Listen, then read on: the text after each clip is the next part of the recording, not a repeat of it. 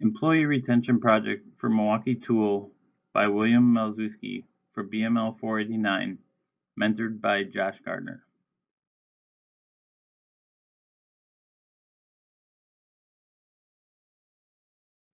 The overall purpose of my project is to increase employee retention and reduce turnover for our distribution plants in Olive Branch, Mississippi. I will start today by introducing to you the mentor I have chosen and the reason why this person plays a key role in my life. Then I will talk a little bit about the company culture of Milwaukee Tool for you to better understand the business. After that, I will give a brief overview of the project before diving a little deeper into the reason behind my project choice and some of the strategies I will be using to implement and be successful.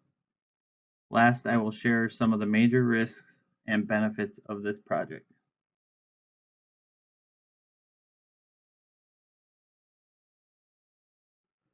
Before getting into the project details, I want you all to meet one of my mentors in life, Josh Gardner. Josh and I have known each other for about 6 years while both working for Milwaukee Tool, and since the first time we worked together, we started talking regularly. Josh is someone who is always looking for the best for those he surrounds himself with. At only 34 years old, Josh has moved up in the company very quick to Senior Manager of Quality and Reliability. Josh is a true leader and works with his direct reports and others to help them succeed at what they are doing. He is very unselfish and supportive of those who work with him and will drop everything to assist others in need.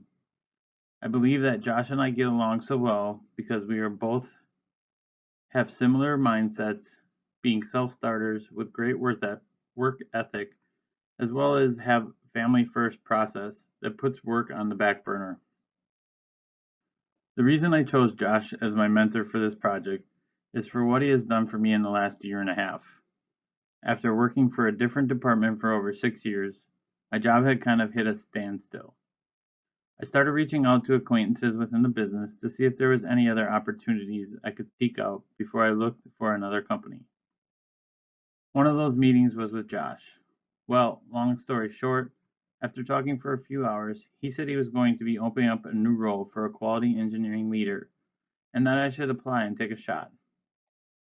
Not having any quality control experience, but being a leader in the company, I took a gamble and applied. After 5 interviews with other senior leaders in the business, I was chosen for the role and have now been the leader for over 14 months.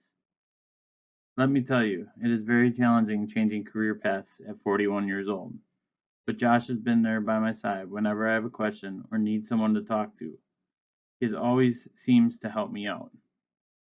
Josh is a great individual, and I thank God for putting him in my career and life path.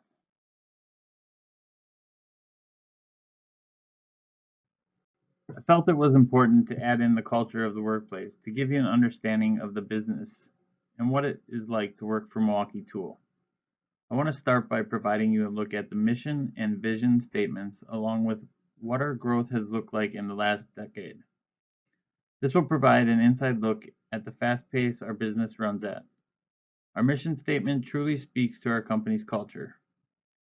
We invest the time to work side by side with real users to understand the demands of a constantly changing workplace and how we can best deliver solutions for a safer, more productive job site. Through a thorough evaluation of the job at hand, the frustrations, needs, and previous limitations, we set out to completely rethink a solution and deliver a game-changing innovation seen across all of our product lines. Milwaukee Tool is not simply a manufacturer, we are progressive problem solvers. Then our vision statement. We're a manufacturer of solutions that lead to safer, more efficient job sites. Our dedication is to you, our user. We will not be complacent, and we will not stop disruptively innovating to make you more productive. Our culture at Milwaukee is based off of 5 main points. The first one is being candid. Having the ability to speak up and give your respectful opinion and ideas, as well as receive them from others, even in difficult situations. Being candid also supports active listening and being able to incorporate others' ideas and positively influencing them to do the same. Then we have obsessed. which in our business means accepting only high performance and the ability to take calculated risks to keep a competitive edge and brand domination. Then we have speed, agility, urgency. Defining pushing action towards obtaining goals effectively while having the ability to handle multiple tasks and projects at once. It also plays a role of being able to drop what you are doing and switch directions quickly while making responsible decisions. Then we have never satisfied, always improving, meaning thinking beyond the scope of your role within the company and always looking for more. The ability to challenge yourself to be better and be a self-driven individual. And the last of the 5 is empowering leaders. The ability to self-manage yourself, others, processes, and resources to achieve the desired outcome. Empowering leaders also includes the ability to be a stabilizing influence under pressure in a rapidly changing environment, while being dependable even in times of crisis. This really defines who we are at Milwaukee, and it plays a big role into our employee retention efforts.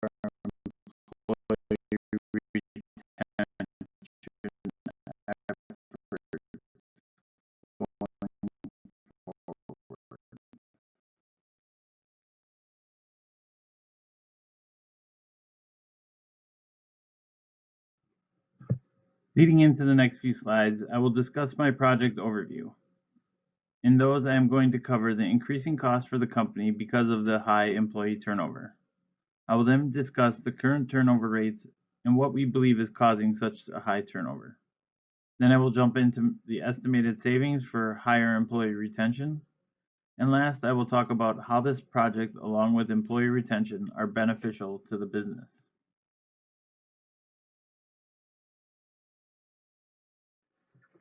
The costs related to turnover continue to increase, especially in a time of a pandemic.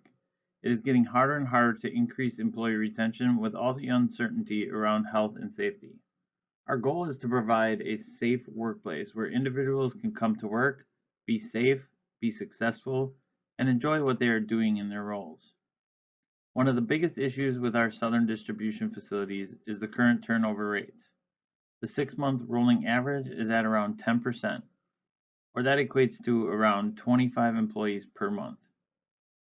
This turnover includes things such as absentee issues, performance issues, and termination of employment. Turnover costs to the business are continually growing, and for most occurrences cost the business around $4,000 for each individual. These costs range from recruiting to publishing new openings, internal process control, interview costs, and training efforts. Interviewing and training alone can cost the business over $1,000 each time. At this rate, employee turnover is costing the business on average of $1.2 million a year. This amount of impact to the business has driven us to seek out new look at our employee retention efforts.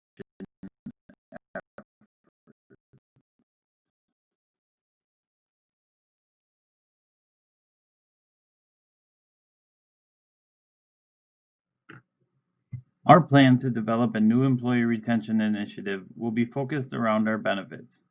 We sent out a survey to all of our employees in the distribution center, and we realized we may have been missing something in our onboarding efforts in the past. This survey came back with alarming results around employee benefits. Over 70% of the employees stated that benefits package was the number one thing they look at from an employer, with health insurance being the main focus. So our employees spoke, and now it is time for us to listen to them. We are currently looking to increase the efforts around their voice in several areas. We are currently looking at health savings program that the company will match the first $500 that any employee puts in their account to help offset major costs of healthcare deductibles. We also have plans to increase the starting wage from $14.50 per hour to $15 an hour to try to attract more interest to the company, as most of the local area competitors range from $13 to $14 per hour. We are also looking at our vacation package. As we already offer 1 week of vacation after the first 6 months of employment, our thoughts are, since we have issues with attendance, to offer employees a chance to earn more vacation by having good attendance. We will be implementing a new initiative that gives vacation by having good attendance. Each employee has a chance to earn up to 3 extra vacation days per year. The plan currently states that for every 120 days you show up and don't have attendance issues, you will be eligible to receive an extra day of vacation. I think this is a great incentive, as who doesn't appreciate more vacation time? The last thing we are seeking to do, but have not solidified yet, is to provide more shift options. We currently run 2 shifts, 10 hours per day, with a 4-day work week, using weeks that overlap. What this means is we have a Monday through Thursday shift and then a Thursday through Sunday shift to give people options and ability to flex if something comes up. I think the biggest problem is we try to run overtime on top of the 10 hours and it gets messy, and we feel that we may be burning people out. We are currently looking at running different shift patterns and change to 3 shifts, 8 hours per day, to hopefully lessen the impact on our employees. They will likely still have options for overtime in the future, but by adding in a 3rd shift, there are people in the distribution center 24 hours a day, 5 to 6 days a week, allowing for the business to be more effective as well. As we continue to build the data on this initiative, we will decide whether or not to move forward based on the employee's response. All of these initiatives don't exactly come easy, and we will have their own risks, so we have to be sure we look out for the best interests of the business as a whole. As our business continues to grow exponentially, we have to adjust our efforts around employee retention to better guide our business into the future. With these efforts comes risks, and we have to make sure we are not overreacting in our efforts. Some of the major risks that come along with this project currently are the cost to implement these initiatives. Our focus is to stay within the $1.2 million project range, as that is approximately what we are spending each year due to turnover.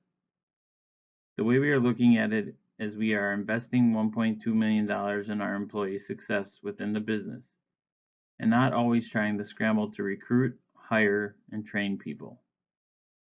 The cost to the company is minimal because when you give back the time it takes to retrain and develop employees, those who were tied up doing that now have extra time to focus on their regular jobs.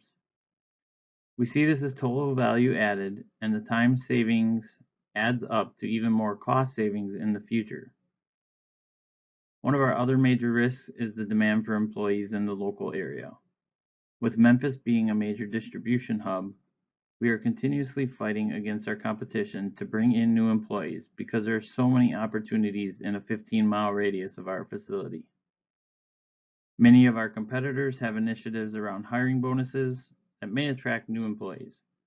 But what they are not telling them is they do not receive it until they successfully get through their probationary periods, which can be from 90 to 180 days with no absentee issues. This works, but I feel you discourage people once they start, so hopefully this will not be a huge risk to our efforts. So I know I will get asked this just because it's likely that not everything we implement will be successful. But what if the plan fails? My answer to that is we can continue to grow off what is working and learn from the things that do not work. I don't know that you can ever apply the perfect solution, but you can definitely refine from your learnings and do what you feel is best for the future outlook of the business. So, questions for advice that I'm looking for from my classmates. Are there any other areas I should consider in my employee retention plan that would likely have a positive influence on the project? I feel that I'm hitting the major incentives that employees are seeking in a new employer, but I feel like I may be missing something simpler than the benefits. And then my next question is, what do you feel are the biggest downfalls of increasing benefits within the company to try and help the retention efforts? I feel that new employees are seeking the protection around the benefits package, and it seems to be a major focus in today's job market because of all the uncertainty. What are your thoughts?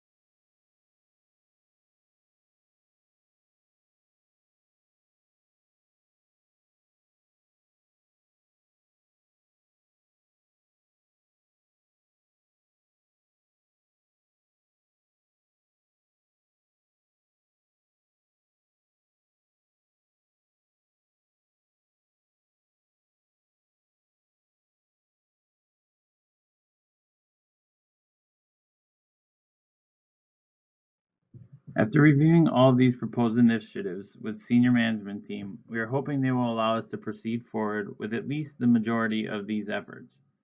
By implementing this new retention plan, we not only feel that we can save the business money over time, we feel that we can continue to improve the employee morale within the business.